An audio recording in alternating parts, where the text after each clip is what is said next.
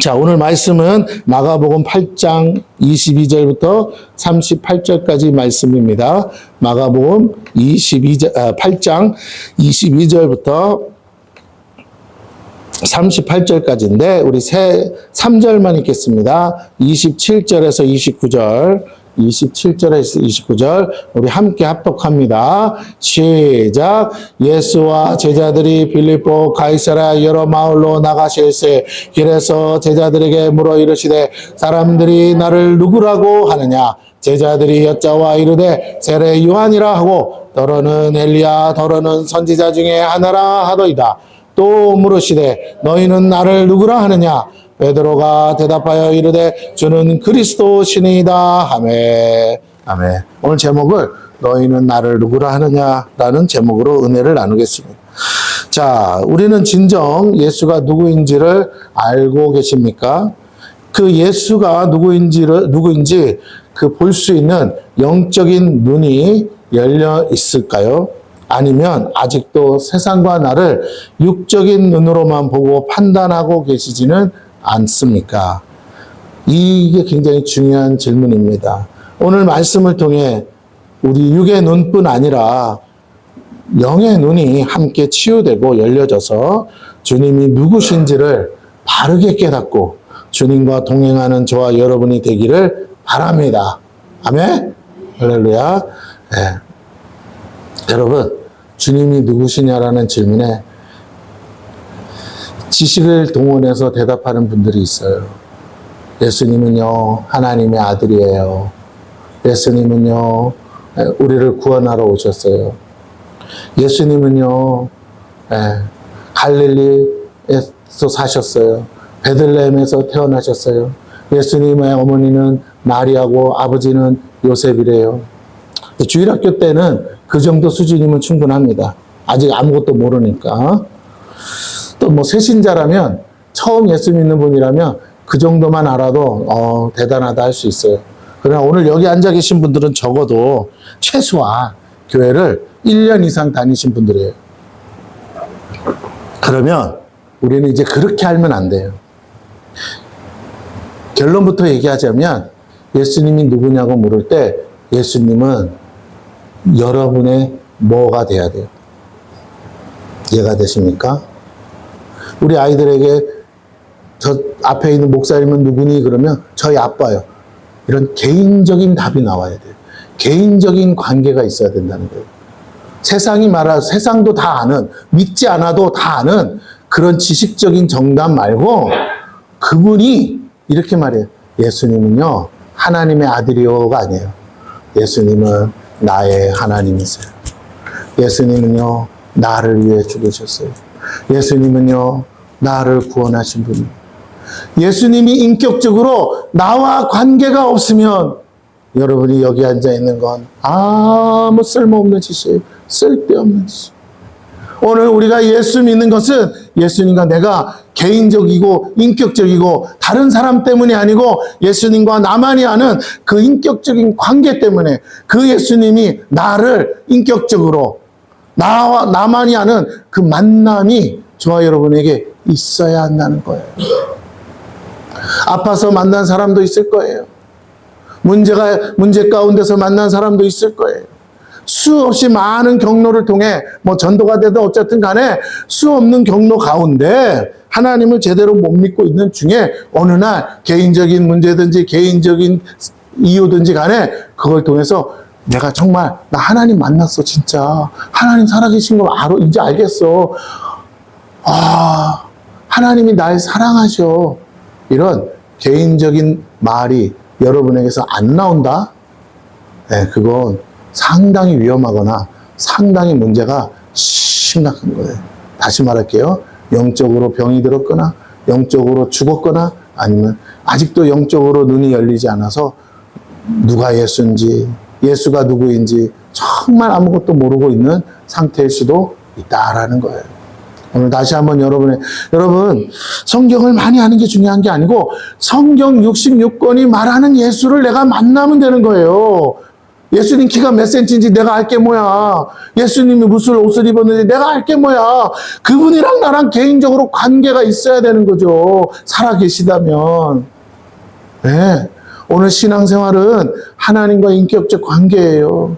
여러분이 성경 66권 창세기부터 계시록까지 다 꿰뚫고 아는 게 중요한 게 아니에요. 신학 박사라도 소용없어요. 아무리 부르짖어도 대답이 없다면 아무 관계가 없는 거죠. 너는 누구냐 하시면 어떡하냐고요.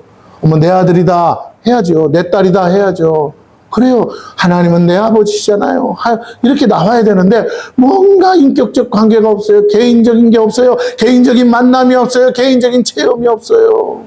교회를 나오는 것이 뭔가 그냥 안 나가면 이상한 것 같고 뭐 그런 이상한 종교적인 마음으로 나오시면 안 돼요. 여러분은 갈 데 없어 온 게 아니고 하나님이 부르셔서 여기 계신 줄 믿습니다. 할렐루야. 정말 갈 데 없는 사람은 어디로 가냐면 절로 가면 돼요. 다시 어디로 가신다고요? 절로 가세요, 절로. 아, 정말, 목사님 좀 갈 데가 없는데, 아니, 그냥 절로 가시라고요. 가서 뭐 빌든지 말든지 등산을 하시든지 그건 알아서 하세요. 약수물 한 잔 먹고 장수하시려고 하시는 분이라면 거기 등산하면서 건강관리 하셔도 돼요. 중요한 건 우리는 절대로 내가 오고 싶어서 오는 게 아닙니다. 하나님이 부르셔야 올 수 있는 줄로 믿습니다. 할렐루야. 아멘. 옆 사람에게 계세요. 하나님이 부르셨어요. 시작. 그럼요. 여러분의 영혼이 하나님께 아멘 하고 오셨다고요. 네, 아버지. 아, 오늘도 오케이요. 근데요, 아무리 불러도 여기 안 오는 사람 있어요. 안타깝지만. 이유는 뭐냐? 첫째는 못 들어서 못 오거나, 영이 죽었거나, 아니면 세 번째는 뭐냐면, 이상하게 여러 가지 사정으로 묶여서 이런 핑계 저런 핑계 이런 이유 저런 이유로 못 온다니까요. 제가 제일 안타까운 게 그거예요. 병들고 아픈 건 괜찮아요. 근데 교회를 못 오는 거가 제일 안타까워요. 올 수 있는데도 못 오는 사람 많아요. 매일 아침 월요일 되면요. 그렇게 아파 죽는다고 그래도 병원에 가거나 직장에 간다니까요. 근데 이상해요. 교회는 못 오겠대요. 오늘은 쉬어야 된대요. 그게 안타까워요. 안타까워. 정말로 우리의 육과 영을 고쳐주실 분은 하나님인 줄로 믿습니다. 여러분에게 그 믿음이 있다면요. 여기 안 나오는 게 이상한 거죠. 네, 그래서 믿음으로 신앙생활 하는 거예요. 믿음으로 구원받는 거예요. 오늘 저와 여러분은 그 믿음이 있는 줄로 믿습니다. 그 믿음 안에서 오늘 말씀을 함께 보겠습니다. 22절에서 24절까지인데 베세다의 이름에 사람들이 맹인 한 사람을 데리고 예수께 나와 손대시기를 구하거나 예수께서 맹인의 손을 붙잡으시고 마을 밖으로 데리고 나가사 눈에 침을 뱉으시며 그에게 안수하시고 무엇이 보이느냐 물으시니 쳐다보며 이르되 사람들이 보이나이다. 나무 같은 것들이 걸어가는 것을 보나이다 하거늘. 자, 벳세다에서 예수님은 맹인을 만났고요. 그는 진짜 맹인이었어요. 스스로의 힘으로는 예수님 앞에 나오지 못했습니다. 그래서 사람들의 도움을 받아 예수님께 나왔어요. 우리 주변에도 이렇게 스스로의 힘으로는 주님께 교회로 나오지 못하는 사람들이 있어요. 특별히 힘든 가운데 있는 사람들도 있습니다. 이유는 많아요. 그 이유를 탓하고 싶지 않아요. 어쨌든 묶여 있는 거야. 그 묶인 이유 때문에, 가족 때문에, 뭐 여러 가지 일 때문에 묶여서 못 나오시는 분들이 있어요. 진짜 어떤 분은 아파서 못 나온 분도 있지요. 아프다는 거를 뭐 우리가 정죄할 수는 없죠. 그 사람이 움직일 수 없는 걸 어떡하겠어요. 그런데, 그러면 어떻게 해야 되냐. 누군가가 끌어내줘야 돼. 누군가가 들 것에 들고 오듯이 누군가의 도움이 필요하다는 거예요. 누군가가 인도해주지 못하는, 나오지 못하는 불쌍한 영혼들이 있습니다. 우리 주변에 그런 사람들이 있습니다. 예, 여러분 알아서 나오겠지가 아니고 그래서 전도라는 거예요. 전도가 뭐예요? 스스로의 힘으로 도저히 못 나오기 때문에 우리가 가서 도와주는 거예요. 나올 수 있도록. 나올 마음이 없는 거야 할 수 없지만 나오고는 싶은데 못 나오는 사람들을 도와서 같이 나오는 것이 전도입니다. 그래요. 특별히 영적인 맹인된 사람들이 있어요. 맹인들. 어떤 맹인들? 교회가 있는 건 알아. 근데 어디로 가야 될지 모르는, 어느 교회로 가야 될지 모르는 사람들이 있어요. 여러분이 주변에 빨리 알려주시기를 축원합니다. 할렐루야. 어느 교회로 가야 되죠?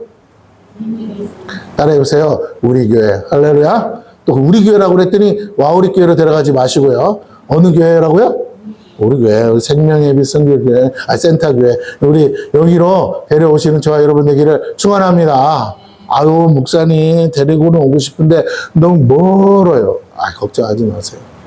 하나님이요, 데려다만 놓으면 그 다음 주에는 자기 발로 오게 될 줄로 믿습니다. 왜요? 좋아서. 그러니까 하나님이 하실 거예요. 멀고 짧은 건 중요하지가 않아요. 마음의 문제지. 자, 육적으로는 멀쩡해도 영적인 분별력이 없거나 눈이 멀어서 무엇이 진리인지 분별하지 못하고 헤매는 인생들이 있지요. 그래서 사이비와 이단에 빠져. 왜? 우리보다 더 열심히 전도하니까 그 사람들이 먼저 낚아채는 거예요. 이상한 교회 가서 인생을 망치는 경우가 너무나 허다합니다. 허다해요. 예, 그렇습니다. 우상과 무당을 찾아 인생의 길을 묻다가 패가 망신하고 끝까지 휘둘려 인생을 망치는 사례가 허다하죠. 허다합니다. 이렇게 많은 사람들이 잘못된 길을 가면서도 돌이키지 못하는 이유는 그들의 영적인 눈이 멀었기 때문이에요. 주변에 그렇게 속이는 악한 자들이 있습니다.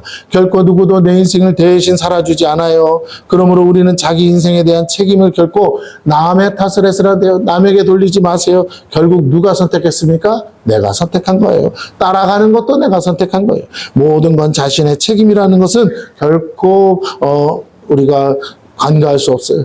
축복과 저주는 내가 선택하는 것입니다. 그리고 그 결과도 결국 내가 누리는 것이죠. 그렇다면 우리는 어떻게 해야 돼요? 매사에 신중해야 돼요. 이걸 영적인 분별력이라고 그러죠. 무엇보다 진리 안에서 분별할 능력을 갖춰야 합니다. 그러므로 근데 여러분이 영적으로 죽었을 때 어떻게 분별력을 갖겠어요? 그러므로 여러분이 예수 믿은 거 결코 우연이 아니에요. 하나님의 은혜인 줄로 믿습니다. 분별력도 없던 나에게 예수를 믿게 한 것, 이건 너무 축복이에요. 물론 예수 믿은 가정 속에서 수많은 일들이 있죠. 그거는 사단의 시험이죠. 그건 넘어가야 될, 우리가 성장하는 과정에 오는 성장의 진통이라고 할 수 있어요. 우리가 겪어 나가야 되는 일들이에요. 마귀가 여러분을 가만두지 않아요. 왜? 원래 내 것, 마귀의 것이었는데 뺏겼으니까. 그러므로 그런 어려움들, 시험들, 문제들 여러분 다 통과하시는 저와 여러분 되기를 바랍니다. 하나님은 우리 모두가 그렇게 올바른 길을 갈 수 있도록 이미 바른 길을 가르쳐 주셨습니다. 그리고 수많은 선지자들을 통해 기록해 놓으시고 우리 손에 주셨어요. 저와 여러분은 이제 그 진리인 하나님의 말씀이 기록된 성경을 가지고 있습니다. 창세 이후로 변하지 않고 여전히 우리 영혼을 구원의 길로 인도하는 성경의 가르침을 따라 우리가 살아야 합니다. 그것만이 올바른 길이에요. 아유, 목사님, 이단들도 성경 보던데요. 아니요. 이단은 성경 안 봐요. 이단들은 성경 구절을 뽑아서 가르칠 뿐이에요. 그 사람들은 성경책 펴놓고 막 찾기는 하지만 성경을 보게 하진 않아요. 왜? 성경을 가만히 앉아서 자세히 보면 말이 안 맞거든요. 그 사람들은 짝이 맞다고 막 자꾸 말해요. 여기 펴보세요. 이 말씀, 또 이거 펴보세요. 이 말씀, 짝이 맞죠? 여러분, 다 눈속임이에요. 가만히 앉아서 보다 보면요. 그 말이 아닌데. 예, 그 말이 아니에요. 그런데도 그것을 말이 된다고 갖다 붙여요. 거기에 속으면 안 돼요. 막 사람의 혼을 빼놓잖아요. 성경도 제대로 안 본 사람을 막 여기저기 찾아가면서 막 하면, 막 나열하면요. 사람이 다 혼이 빠져요. 뭐 그런 구절이 있었는지도 모르는 사람들이 뭐 단어만 비슷하다고 다 맞다고 하면 문맥상 그런 뜻이 아닌데, 그래서 속으면 안 돼요. 여러분, 성경은 처음부터 끝까지 자세하게 읽어야 될 줄로 믿습니다. 그럼요. 아니, 다 하나님이 필요 없으면 뭐하러 기록해놨겠어요. 다 보라고 기록해놨는데 우리가 자세히 보지 않은 연고로 인하여 자꾸 속는다는 것을 여러분 놓치지 말기를 바랍니다. 자, 그 성경을 볼 때 중요한 거예요. 여기서부터 성경은 누구나 볼 수 있어요. 근데 성경을 볼 때 내 안에 깨닫는 마음이 바로 뭐예요? 그게 내 영의 눈이 열렸다라는 거예요. 전에는 봐도 그냥 뭐 그런가 보다 했는데, 그 말씀이 어떻게 온다고요? 제가 인격적 관계라고 그랬잖아요. 이 말씀이 갑자기 누구에게 하는 것처럼, 나에게 하는 것처럼, 누구의 내용이에요? 내 얘기인 것 같아. 내 얘기를 나에게 오늘 하나님이 이 성경 구절로 내게 지금 말씀하시는 것처럼 느껴지고 깨닫는 거. 그래서 내가 이 말씀을 통하여 내 해답을 찾고 내가 내 인생에 해석되지 않은 것들을 해석이 되고 하나님의 뜻이 뭔지를 알고 이거였구나 하고 그렇게 깨달을 수 있는 거. 그게 믿음의 눈이 열리고 영의 눈이 열리는 상태인 줄로 믿습니다. 할렐루야. 여러분, 눈도 초점이 안 맞으면요, 눈이 있어도 눈을 떠도 안 보여요. 여러분, 안경 끼시는 거잖아요. 왜? 초점을 맞추는. 오늘 성경을 봐도요, 영의 눈이 열렸다, 예수 믿는다고 해도 성경 전체가 다 깨달아지고 알아지는 게 아니에요. 하나님이 어느 날 성령께서 갑자기 내 눈에 초점을 맞춰주세요. 그러면서 어떻게 해요? 딱 하나님이 마치 손을 찝어서 읽어봐. 이거 내가 오늘 지금 너한테 하는 말이야. 라고 느껴진다고요. 갑자기 깨닫지 못했던 죄가 깨달아지고 회개가 터질 때가 있어요. 저도 집에서 성경 묵상하면서 아침에 일어나서 성경 보는 구절에 있는 어느 날 성경 보는 아브라함 창세기를 보다가 하나님이 아브라함에게 너를 축복하는 자에게 너를 복을 주고 너를 저주하는 자에게 저주하리라 하신 말씀이 딱 오면서 저한테 말씀하시더라고요. 김 목사, 너가 자꾸 저주하기 시작하면 네가 저주를 받을 수도 있어. 왜? 돌아오니까. 그러니까 그러지 마. 그래서 제가 회개했어요. 아, 내가 축복하는 말보다 자꾸 정죄하고 판단하는 말들을 너무 많이 해서 그래서 내가 이렇게 복이 없나 보다 깨달아요. 그때부터 제가 아주 마음에 각인을 떴어요. 뭐라고? 앞으로는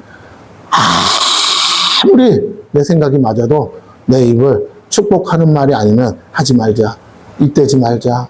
네, 우리 애들이든 누구든 뭐 잔소리는 할 수 있겠죠. 그러나 그 외에는 정죄하는 말, 판단하는 말 제가 안 하려고 그래요. 상처 주는 말이니까 안 해서 그 사람이 그걸 안 받으면 그 저주가 내게 오지 않겠습니까? 복을 그 사람이 안 받으면 나한테 오듯이 저주도 나한테.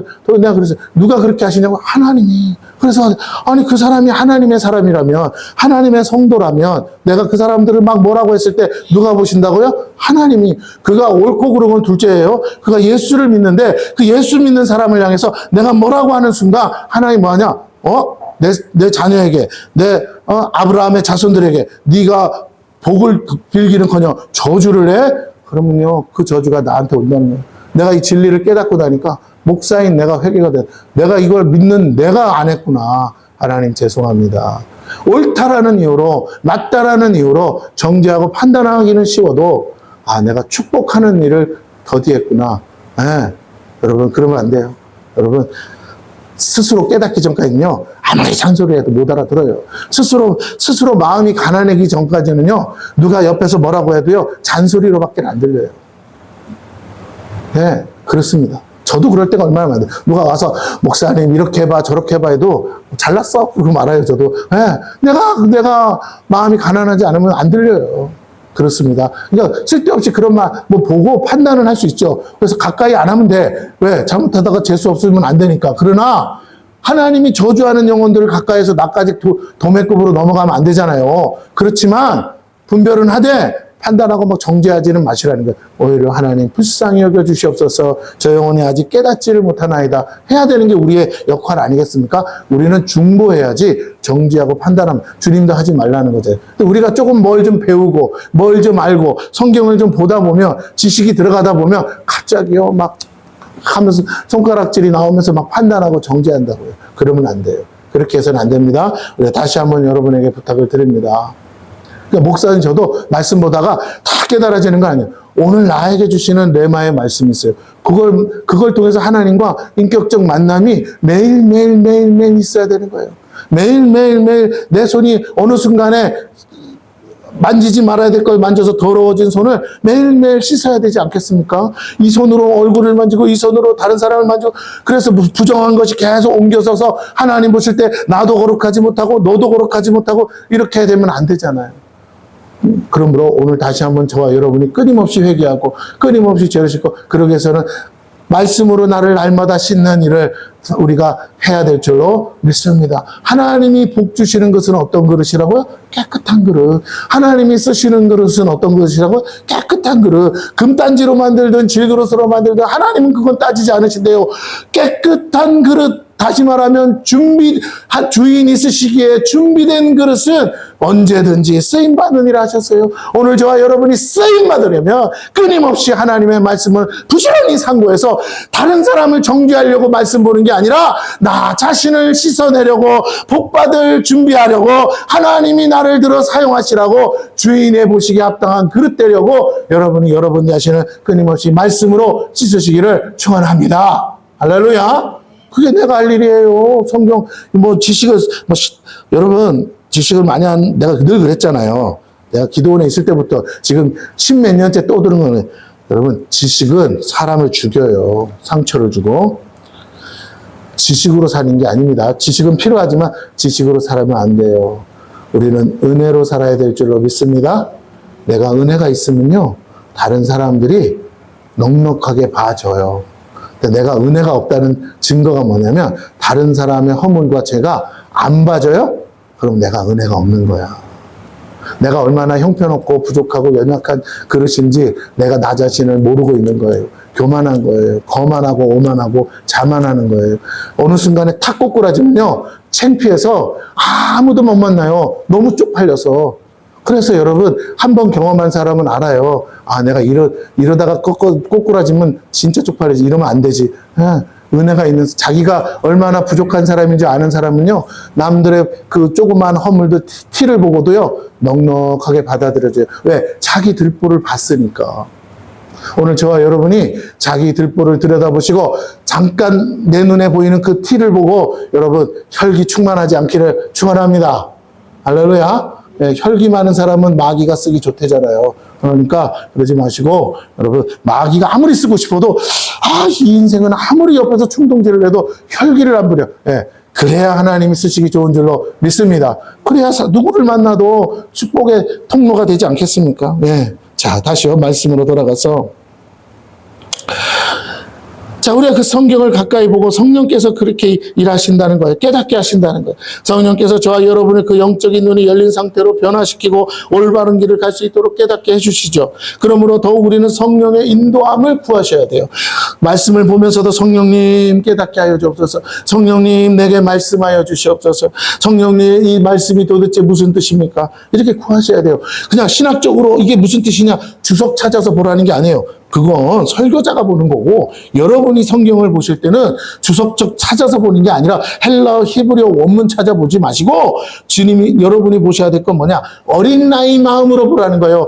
어린 나이라도 히브리어 헬라어 모르고 영어도 모르고 주석 물줄도 모르는 어린 나이도 이 성경 열심히 보면 구원의 길로 인도하신다 하셨으니 이 어린 나이 같은 마음으로 우리말로 번역돼 있으니까 믿으시고 아무 문제 없으니까 믿으시고 이 성경 부지런히 상고해서 성령께서 오늘 내 마음에 두드리시고 깨닫게 하시는 그 음성을 들으시는 여러분 되시기를 바랍니다.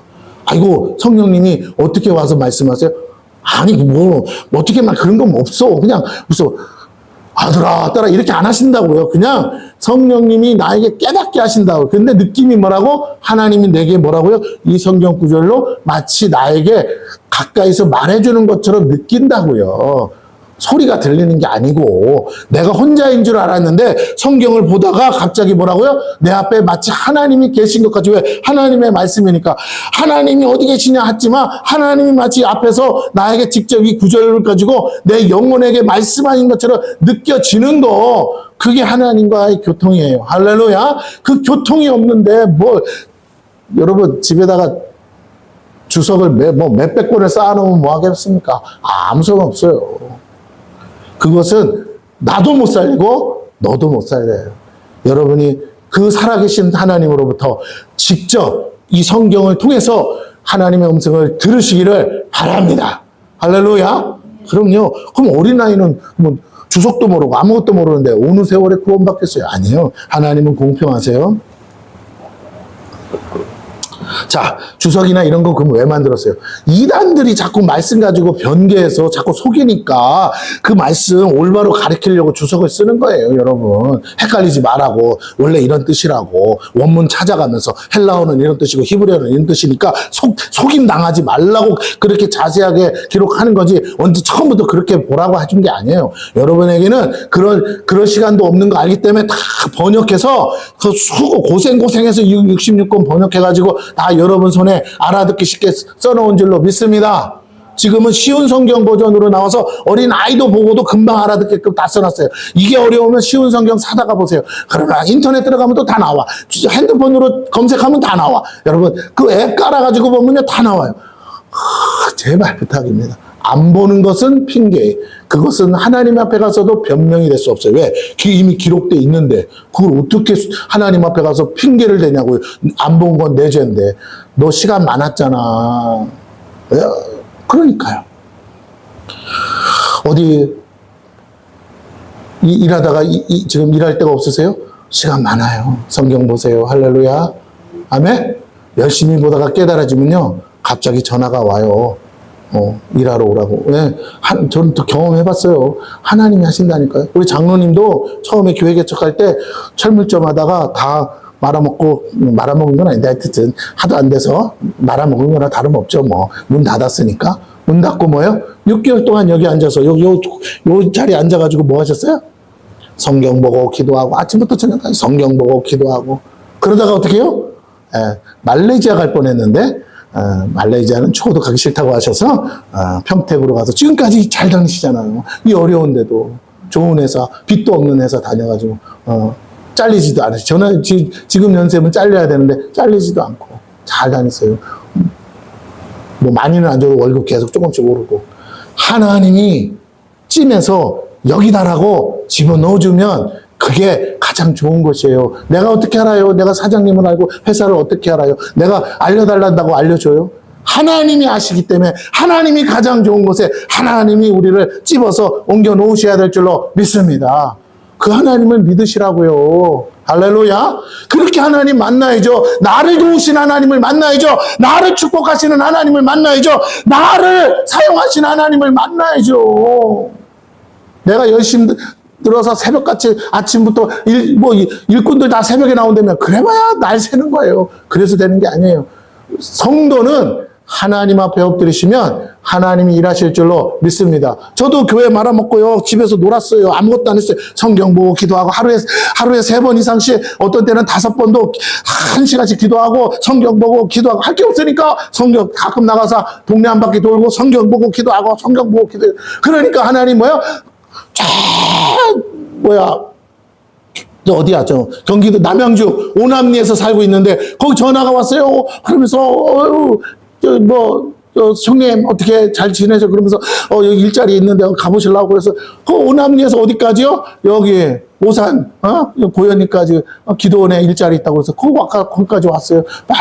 한 몇 달인가 3개월을 그러고 차 끌고 다녔어요. 그러다가 이제 사택이 생기면서 됐죠. 이사를 오게 됐죠. 네. 집도 줬어. 세상에나. 네? 여러분, 아파트 들어가 있는데, 아파트 있는 동안에 우리가 딱 1,000만 원 가지고 있었어요. 보증금 빼고. 그거 1년이었나? 2년이었나? 2년이었죠. 2년 계약 동안에 1,000만 원 진짜 아껴 썼는데도 싹 다 까먹고, 땡전 한 푼 없이 이사 비용만 가지고 어떻게 해요? 올 수 있게 해주셨어요. 그럼 왔더니 나중에는 하나님이 또 어떻게 해가지고 돈을 만들어 주셨어요. 그래가지고 또 여기로 이사 오게 됐어요. 여러분, 하나님이 하셔요. 하나님이 하시는 걸 경험해 봐야 알아. 그래서 겸손하다는 건 뭐냐면 내 힘으로 사는 게 아니라 하나님이 나를 복 주시고 싶어 안 달랐는데 그 하나님이 복 주실 때까지 기다리는 거예요. 하나님과 씨름하세요. 이 야곱처럼 나 복 안 주면 안 갑니다. 그런 마음을 우리가 야곱보다 훌륭할 수는 없으니까 야곱만큼만 하라고요. 하나님 나 복 안 주면 안 갈게요. 그리고 문대셔요. 땡깡을 부리시듯 하나님의 성전에서 엎드려 보라고요. 왜 일 안 하시나. 그때까지 못 기다려서 문제인 거지.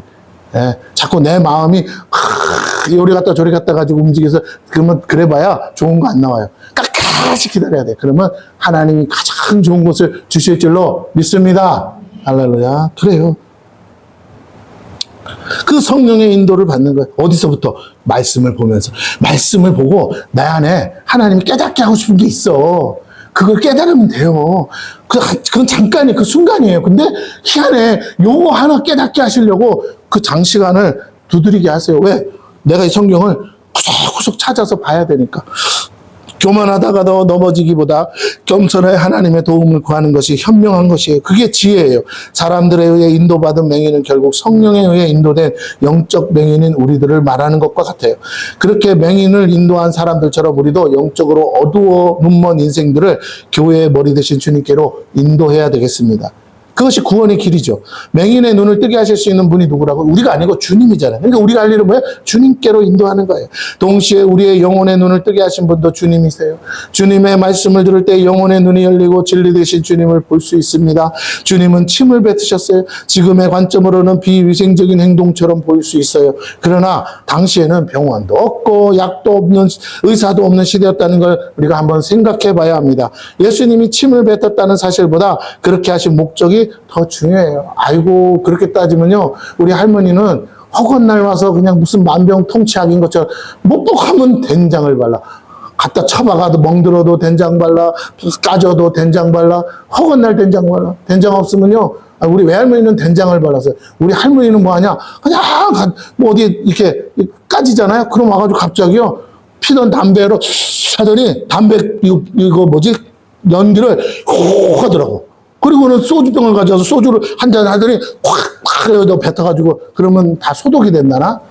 아, 그냥 붓지 왜 그걸 입에다 넣었다가 부으셔. 그래야 된대. 그래서 담배 소주 그냥 드시지 하더니 그러면 다 깨끗해진대요. 그리고 엉덩이 한번 치고는 가 이 새끼야. 그리고 너 한번 체했어. 체했더니요, 할머니가 나보고 누우래요. 그러면 사실은 말씀이, 우리 할머니는 주로 바늘로 따줬어요. 근데 우리 친할머니는 어떻게 하셨냐? 누우래요. 그러더니 갑자기 누구 시켜서 숟가락을 가져오래. 숟가락 가져와서 이 명치를 가지고요, 인정사정 없이 눌러. 아파 죽겠네. 아니, 체했는데 10번을 이렇게 쓸었어요. 내렸어. 그랬더니 갑자기 트름이 나오더니 나왔어. 그리고 또 딱 발로 차면서 가래. 신기한 것 같기도 하고 이상한 것 같기도 하고 그잖아요. 옛날에 어른들은, 그렇죠? 이게 정상적인 치료는 아니죠. 근데 이제 하다 보니까 민간 의료법이라고 하는 건데, 여러분 오늘날 관점에 보면 그렇게 하면 돼야 안 돼요. 만약에 여러분의 손주가 있고 여러분의 자녀가 있는데 선생님이 와서 숟가락 가져와 이 새끼야. 그리고 명치를 쓸어가지고 체했는데 쓸어내리라고 하면 여러분 같으면 뭐겠어요? 이 사람이 사람 잡을 일 있나? 에어 잡, 그죠? 옛날엔 그랬잖아요. 요즘 같으면 안 통해. 요즘 엄마들 같으면 어떻게 해요? 아, 할머니가 와서 하든 친정 엄마가 와도 뭐라고요? 아, 엄마 왜 이래? 병원 데려가야지. 이러고 데려가 버리지 그런지 못하게 한다고. 아, 그래요. 참 그렇습니다. 뭐 지나간 일이지만 이렇게 생각해보면 예수님이 지금 비위생적이냐 아니냐의 문제가 아니에요. 우리는 그렇게 자꾸 보지 마세요. 오늘날의 시각으로 보지 말라는 거예요.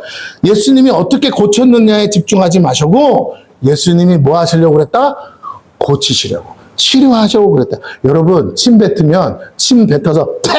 해가지고 눈에 바르면 눈이 뜹니까? 여러분, 예수님 왜 그러셨어요? 이게 아니라 뭐 했다고요? 이렇게 했는데 말도 안 되게 떴다고요.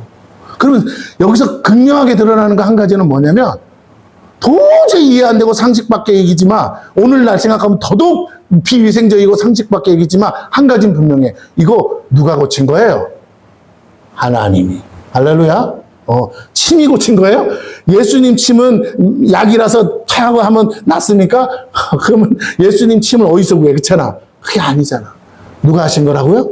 하나님이 하신 거예요. 잘 들으세요? 왜 그렇게 하셨을까? 첫째는 환자인 맹인이 예수님이 뭐 하는지 알아요, 몰라요? 안 보이잖아. 안 보이니까 알아, 몰라. 그러니까 예수님 손에 태해가지고 뭐라고? 그 눈에다가 침인지 뭔지 뭐라고요? 발라줬어. 그러니까 눈을 만지는 거야, 안 만지는 거예요? 근데 놀라운 건 뭐라고요? 그 순간에 눈이 보이기 시작하더라는 거예요. 중요합니다. 한 번만 안 하셨어요? 뭐라고요? 한 번만 안 하셨어요. 자, 중요한 건 방법이 아니라 목적이에요. 여러분, 방법이 목적을 정당화시키는 게 아니에요. 목적이 방법을 정당화시킨다는 걸 아셔야 돼요. 목적은 맹인의 눈을 고치는 겁니다. 의사가 우리의 몸을 수술한다고 아무도 뭐라고 하지 않지요. 이유는 치유를 목적으로 하기 때문이에요. 우리가 직접 보지 못해서 그렇지 사실 그것을 보면 어떻게 되겠어요? 기절하죠. 여러분 아무리 위생복 입고 아무리 소독해서 한다고 해도 남의 배를 가르는데 그거 보면 어떡할까요? 눈 돌아가요, 여러분. 내가 눈 뜨고 의사가 내 배 가르는 거 본다고 생각해 보세요. 미치고 환장하죠. 네, 그렇습니다. 막 창자를 드러내가지고 막 만지작거리고 막 이러고 바늘로 깨고 이거 보고 앉아있으면 그러니까 마취시키는 거예요. 그죠? 네, 아프지 않기 위해서도 그렇지만 보면 안 되니까. 오히려 환자가 그걸 봤으면 어떻게 될까요? 심장 박동수 막 혈압 올라가고 뒤집어지죠. 그렇습니다. 그와 마찬가지. 주님이 침 뱉고 안수하자 그의 눈이 열리고 사물이 흐리게 보이기 시작했고 아직 온전치 않았어요. 치유의 과정을 단번에 되는 경우도 있지만 때로는 시차를 두고 단계적으로 치유. 말씀 한마디면 고치시는 분이 왜 이렇게 하시지? 능력이 떨어졌나? 아니에요. 사람들이 단번에 고치지 못하면 능력이 없는 거로 생각하지요. 의사도 그렇게 하지 않아요. 의사도요, 한 번에 약 줘서 고칠 수 있는 것도 그렇게 안 할 수 있어요. 왜? 그 환자마다 케이스가 달라요. 환자의 건강 상태에 따라 약을 조절하잖아요. 마찬가지예요. 체력이 약한 사람은 수술을 앞두고도 수술보다 먼저 체력을 회복해야 수술해 주는 것과 같은 겁니다. 모든 치유는 각각의 단계와 방법이 올바르게 선행돼야 돼요. 그렇습니다. 예수님도 한 번에 고치지 않았어요. 능력이 없어서가 아니라 한 번도 본 적이 없는 사람이 갑자기 눈을 떠버린다고요? 그래서 막 사물을 보기 시작한다고요? 여러분 그건 미쳐 돌아가요. 여러분이 진짜로 이렇게 있다가 영 안에 열려서 막 영이 열려가지고 천사도 보고 귀신도 본다고 생각해 보세요. 그것도 마치 사람을 보듯이. 그러면 다 뒤집어져요. 미쳐버려요, 여러분. 못 산다니까요. 생시에도 막 귀신이 보인다고 생각해 보세요. 내 옆에 막 귀신이 있다고 생각해 보세요. 설교가 들리겠어요? 안 열어준 것만도 감사하세요. 없는 게 아니고 뭐라고요? 안 열어주신 거예요. 그러니까 여러분, 하나님이 하시는 일은, 따라서 하나님이 하시는 일은 무조건 다 옳아요. 의사가 어떻게 치료할지 여러분이 믿고 가는 거 아닙니까? 일단 결과가 치유가 되면 좋은 거잖아요. 어떻게 치유했느냐가 아니라. 그런데 자꾸 우리는 따지길 좋아해. 그러면 안 돼요. 하나님이 하시는 일은 무조건 옳아요. 내 삶에 하나님이 어떻게 일하시는지 내 마음에 안 들 수 있어요. 그래도 무조건 옳은 거예요. 이걸 깨닫지 못하면요, 매일 하나님이랑 씨름한다니까요. 그러지 마세요. 자, 아무것도 못 보던 사람이 갑자기 본다면 미치지 않고 해 놀라지 않겠습니까? 아무리 보기 원한다고 해도 그것은 놀라워요. 그래서 사람들 없는 곳으로 가신 거예요. 갑자기 눈이 뜨다가 심장마비로 죽을 수도 있어요. 사람마다 다릅니다. 그걸 인정해야 돼요. 어린아이도 경기를 잘하는 아이가 있는 반면에 어떤 경우도 잘 놀라지 않는 아이도 있는 거잖아요. 그것은 모두가 다 다르기 때문에 그것을 인정한다면 예수님은 매우 세밀하게 그 환자에게 맞춰서 치료하고 계시다는 걸 우리의 초점은 환자가 아니고 그 주님이에요. 주님이 어떻게 일하고 계시느냐. 그 주님의 세심한 배려를 보라니까요. 그걸 사랑하지 않으면 그렇게 할 수 없는 거예요. 우리는 과격한 능력만을 원하지만 그런다고 치료되는 게 아니에요. 주의 종들이 와서 막 안수해주면 다 팍팍 쓰러지고 다 뒤집어지고 그렇기만을 바라죠. 그게 하나님의 뜻은 아니에요. 심장이 멈췄다고요. 1만 볼트로 그냥 전기 감전시키면 뛸까요? 아니요. 심장이 다시 뛰는 게 아니라 타 죽죠. 다 각각의 경우에 맞게 조정되고 맞춰야 하는 거 아니겠습니까? 약을 과도하게 복용하면 오히려 역효과가 나서 약물 중독으로 부작용이 생겨 도리어 치료가 아니라 다른 병에 걸리는 것과 같아요. 주님은 그 맹인을 천천히 놀랍지 않게 다루시면서 조용히 그를 치료하셨어요. 결코 쉽게 포기하지 않으셨어요. 저와 여러분의 삶에 갑작스럽게 응답되지 않는 많은 문제들에 대해서도 주님은 그렇게 일하고 계심을 알아야 돼요. 여러분, 뭔 일이 갑자기 톡 됐는데 그 다음날 뒤집어진다면 여러분 응답이 됐다가도 뒤집어지면 얼마나 속상하겠어요. 그래서 하나님이 때를 따라 일하시는 거예요. 이 일이 이루어져도 더 이상 문제가 생기지 않을 때에 응답하신다고요. 더 이상 문제가 없을 때에 하나님이 역사하신다고요. 할렐루야. 달라고 그래도 잃어버리지 않을 때에 주시는 거예요. 아멘. 오늘 주셨는데 내일 도둑놈 와서 훔쳐가면 그건 응답 아니잖아요. 그건 축복도 아니고 저주잖아요. 그죠? 세상 말로 엿먹으라 하는 것밖에 더 되겠어요? 아니에요. 하나님은 그렇게 일하지 않으세요. 그래서 더디하신다는 거예요. 왜? 내 삶에 어떤 문제들이 있고 어떤 일이 있지 이미 아시기 때문에 하나님이 지금 당장 해결해 주고 싶고 당장 이루어지고 싶어도 아니야. 조금만 더 기다려. 조금만 더 인내. 조금만 더 기다려. 그 문제들까지 해결되고 나면 그때는 누구도 방해할 수 없고 누구도 흐트러 놓을 수 없고 누구도 뺏어갈 수 없는 상태가 되면 내가 부어주리라 하실 때 주실 줄로 믿습니다. 더불어 나 자신도 감당할 수 있을 때 주실 줄로 믿습니다. 할렐루야. 아멘. 그럼요. 누구는 좋은 차 타기 싫어요? 그냥 좋은 차 타려고 그러면 뭐라고요? 유지비가 많이 들잖아요. 보험료가 얼마나 비싸요, 요즘. 외제차 누가 안 타고 싶어요? 벤츠 누가 안 타고 싶어요? 그러나 유지하려면 한 달에 돈 백씩 들어가요. 그래서 주고 싶어도 뭐라고요? 못 준다고요. 능력이 갖춰지면 안 돼. 제가 유튜브 보다가 놀랐어요. 하와이에 집이 있는데 콘도예요. 근데 부자들 상대로 부동산 업자들이 영상을 찍어서 올리는데 콘도 그거 한 채에 얼마가 봤더니요. 제일 싸도 50억, 비싼 건 100 몇십억이더라고. 그런데 그거 내 집이야. 내가 산 거야. 그런데 그 콘도가 호텔식으로 돼 있어서 관리인들이 관리를 해줘. 건물에 그 호텔식으로. 그랬더니 한 달에 관리비가 얼마나 했더니요. 한 달에 관리비가 1,200만 원이래요. 세상에. 몇백억을 내는 게 중요한 게 아니라 뭐라고요? 매달 1,200만 원을 거기다 뭐라고요? 살든지 안 살든지 꼬라 박아야 돼. 1,200만 원을 껌값처럼 여기고 줄 수 있는 능력이 돼야 그런 집을 사는 거야. 바닷가 앞에 지어놔가지고 그림같이 졌죠. 좋은 거냐고. 내가 보고 하나 깨달았어요. 수도 없이 보여줘. 부동산 업자가 수도 없이 보여주는데 왜 아직도 안 나갔어? 비싸요. 한 달에 1,200만 원씩 누가 내냐고. 그래서 부자들도 뭐라고요? 그렇게 돈 내가면서 그 집 안 사요. 그냥 뭐 하면 되는데 호텔 가서 며칠 묵다가 오면 될 걸 뭐하러 그거를 1년에 몇 번 쓴다고 진짜 떼부자가 아닌 다음에 그걸 삽니까? 돈 자랑할 것도 아닌데. 그 바닷가 보면 뭐예요? 아무리 하와이가 좋아도요. 한 달 내내 보면 지겨워요. 그죠? 네, 그런 거예요. 다시 말씀드립니다. 하나님은요. 우리 형편도 하시고 우리 사정도 하시고 내가 누군지도 아셔서 달라고 해서 주시는 게 아니라 내가 거기 합당한 사람 될 때까지 그 기도를 노하신 게 아니에요. 노하실 때는 확실하게 대답하세요. 그런데 노 안 했다면 뭐라고요? 내가 거기에 합당한 사람 될 때까지 기다리시고 또 나에게 직접 만지세요. 그런데 내가 그걸 조금 더 빨리 당기고 싶다고요? 부지런히 기도하고 말씀 보세요. 그래서 하나님이 원하는 사람으로 온전히 빚어지면 하나님이 일을 이루실 줄로 믿습니다. 예, 그럼요. 대학생이 대학교 가고 싶은 건 알지만 그러려면 뭐 해야 돼요? 수능을 준비하고 수능 시험에 합격을 해야 뭐라고요? 대학교를 다닐 수 있는 거랑 똑같아요.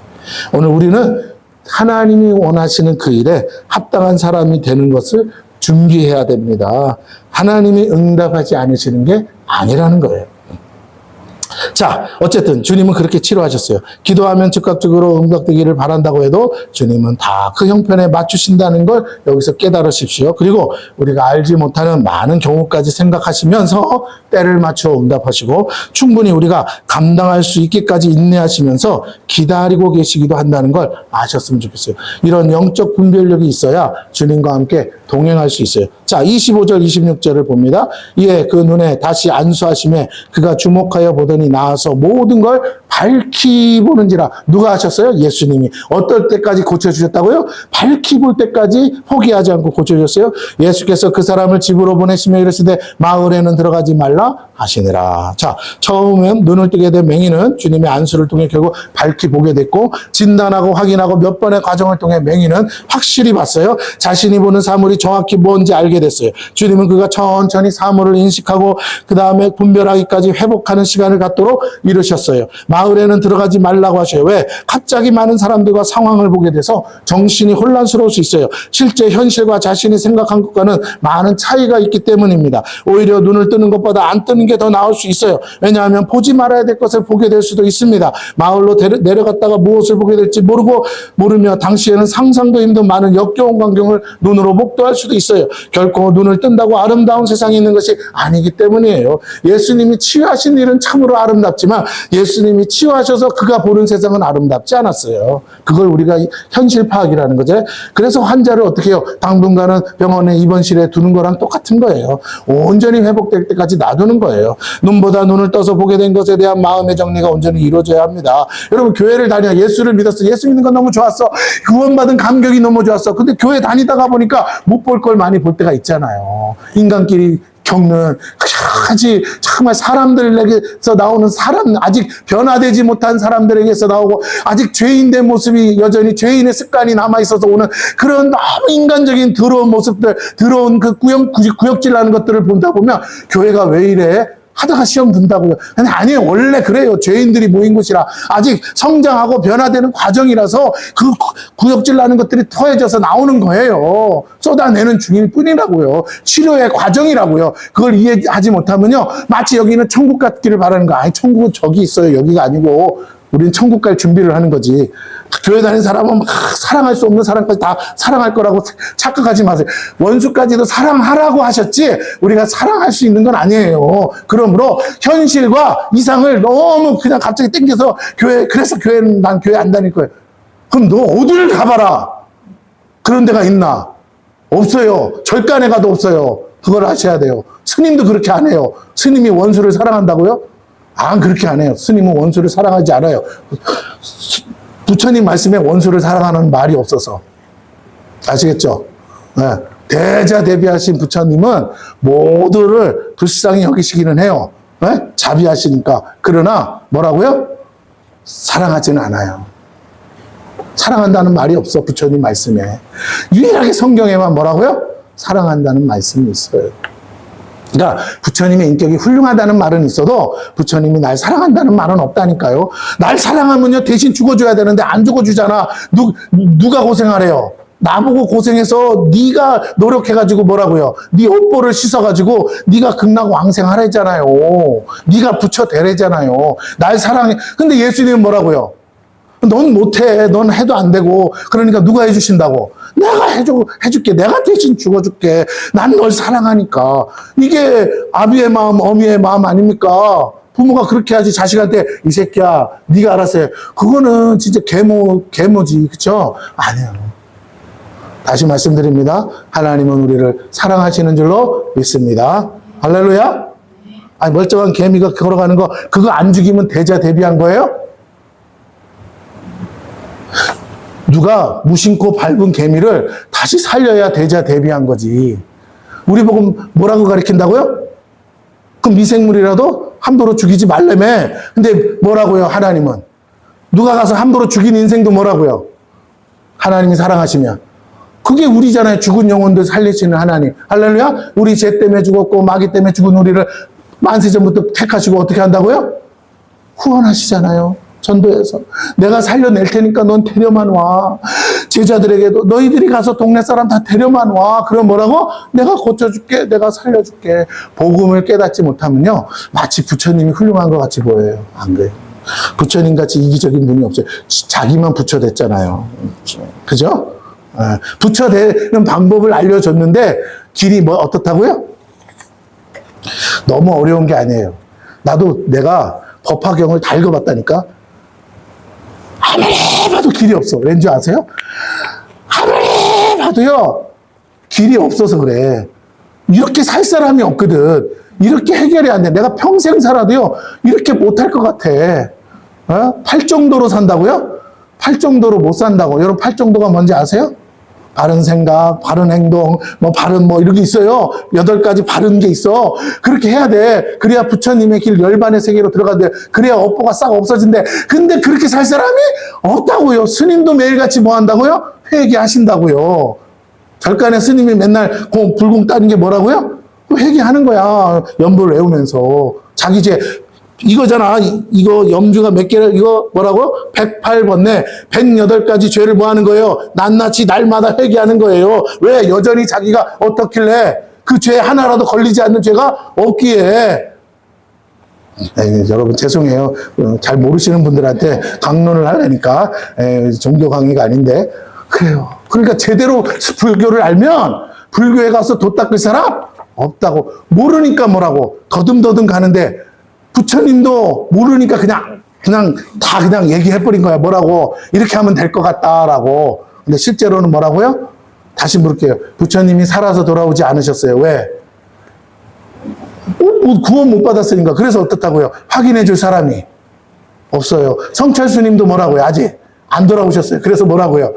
그렇게 한 게 맞아요? 성철스님처럼 살면 열반에 가신 거 맞습니까? 아무한테도 안 하. 꿈에 봤다는 사람도 내가 들어본 적이 없어요. 아시겠죠? 성철스님이 있는 절간에 있는 스님들도 꿈에 봤다는 사람 아직까지 내가 한 번도 들어본 적 없어요. 그러니까 여러분 착각하지 마시고, 내가 그분들 폄하하려는 게 아니라 들어본 적 없는데 없다고 그러지. 그럼 뭐라 그래? 그렇기 때문에 제발 부탁입니다. 어리석은 길 가지 않고 우리가 하나님의 은혜 가운데 예수 믿은 건 축복의 길이요 진리의 길인 줄 믿으시기를 바랍니다. 할렐루야. 예, 아이고, 제가 조금만요. 요 메인까지는 마무리할게요. 다 못하겠네. 자, 좋습니다.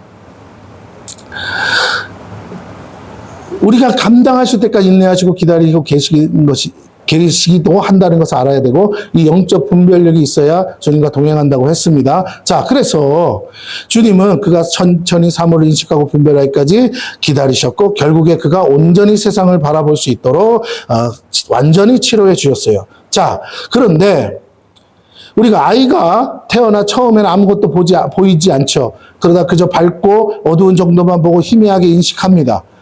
그래서 아이들은 눈동자가 처음엔 열려있죠. 그러다가 눈에 시력이 생기고 사물을 정확하게 초점을 맞춰보게 되면 그때부터 하나씩 인식하듯이, 우리도 구원받았지만 영적인 상태는 이래요. 그래서 하나씩 조금씩 초점을 맞춰 볼 때 분별력이 생기는 줄로 믿습니다. 세상은 왜 이렇지? 해석이 되기 시작한다는 거예요. 그것도 소리를 통해 눈앞에 있는 것이 자신에게 좋은 건지 아닌지. 아이는 안 보이니까 뭘로 들어요? 귀로. 뱃속에서부터 듣던 엄마의 목소리, 배 밖으로 나왔는데 뭐라고? 여전히 들려. 그런데 이제 눈이 열리니까 그 목소리에 사람이 앞에서 뭐라고요? 빵긋빵긋 웃어. 이 입안이 누구야? 내 엄마구나. 그때부터 아는 거죠. 왜? 근데 내가 누굴 찾아가? 그 사람의 가슴을 찾아서 그 젖을 빨고 있으니까. 이 사람이 나를 먹이는 분이구나. 우리 엄마구나. 아는 거예요, 여러분. 낯선 사람이 앞에서 얼굴을 마주대고 하면 애가 어때요? 놀라고 경기나고 막 울죠. 아이들은 익숙한 엄마의 소리를 통해 사물을 인식하고 눈앞에 들리는 소리를 따라 말하고 있는 대상이 엄마인지 알고 반응하듯이, 우리도 하나님의 음성을 그렇게 들어가면서 세상이 조금씩 보여지면서 영적인 세계를 열어가면서 알게 되는 줄로 믿습니다. 본다고 다 하는 게 아니에요. 보이는 것들이 처음에는 희미하지만 시간이 지나면 하나씩 분별하기 시작하는 겁니다. 우리가 말씀을 통해 그렇게 영적인 세계에 대해 하나씩 배워가야 하는 거죠. 그럴 때 올바른 분별력이 생기고 참과 거짓이 구분되기 시작하는 거예요. 이것은 반드시 시간이 필요하고 영적인 자아가 자라가듯 자라가야 되죠. 성장하는 동안 성숙해져 가는 것이에요. 보지만 저게 뭔지를 모르면 그건 아무 의미 없잖아요. 저게 뭔지를 알아야 내가 그걸 지식을 가지고 살아갈 수 있죠. 육만이 아니라 영도 이렇게 성장과 성숙을 이뤄가야 됩니다. 이제 내가 보는 육의 눈으로 보던 것을 육으로만 보지 말고 뭘로? 영으로 볼 수 있어요. 마치 뭐처럼? 하나님이 보시는 것처럼 보기 시작할 때. 잘 들으세요? 저를 보세요. 요거만 전하고 마칠게요. 하나님이 보시는 것처럼, 잘 보세요. 엄마 하던 사람을 이제 뭐라고요? 그냥 내 육신의 엄마로 보지 말고 하나님이 보는 것처럼 보는 거야. 내 엄마지만 뭐라고? 하나님이 나를 기르시고 먹이고 기르는 그 부모를 주셨구나. 누가 할 일을? 하나님이 하실 일을. 우리 엄마를 통해 누구를 보는 거야? 하나님을 보는 거구나. 우리 아버지를 통해 하나님을 만나는 거구나. 우리 자녀들을 통해 하나님이 이렇게 나를 기르시고 이렇게 내가 우리 자녀들을 향한 마음이 생기잖아요. 배우지도 않았는데 내가 자녀들을 이렇게 사랑하는 것처럼 하나님이 나도 그렇게 지금 사랑하고 있구나. 자녀들이 부모 마음 오해할 때 있죠. 엄마 아버지는 나를 위해서 뭘 해주냐? 그래, 못 해줘서 안타까워. 그래서 다 어떻게 해줄지도 모르고 돈도 없고, 그런데도 마음은 있다고. 돈만 있으면, 능력만 있으면 다 해주고 싶다고. 그래서 말 못해서 밖에 나가서 담배나 피고 술 먹으면서 속은 썩인 막 소가리는 하지만, 그래도 할 수만 있으면 자녀들 위해서 목숨 바쳐 다 해주고 싶다고. 마찬가지로 내가 하나님 억울해요, 속상해하지만 하나님은 능력이 많으신데, 하나님도 이유가 있어서, 사정이 있어서 지금 당장 못 들어주시지만, 하나님이 우리를 내가 그렇게 자녀를 생각하는 것처럼 생각하시고 사랑하고 계시다는 걸 깨닫는 거예요. 할렐루야. 이게 성숙한 거예요. 세상을 바라보면서, 이 환경을 바라보면서, 이 사람들을 바라보면서, 이제까지 내 중심으로 내가 보는 대로 보고 판단했던 생각이 아니라 이제는 하나님이 어떻게 보시는가, 하나님이 어떻게 일하시는가를 보면서 깨닫고 하나님과 동행하고 하나님과 동역할 수 있는 수준까지 우리가 자라가야 될 줄로 믿습니다. 할렐루야. 아니, 회사에서도 사장님이 보는 것처럼 보고 사장님이 원하는 것처럼 일을 해줘야 사장님이 기뻐할 거 아니에요. 아유, 시간 5시 다 됐네. 갑니다. 아니, 고치다 말고, 기계 고치다 말고 가면 되겠냐고. 아무리 오늘 월급 더 안 준다 그래도 이 기계를 고쳐야 내일 물건 찍을 거면 뭐라고요? 밤을 새서라도 고쳐야지.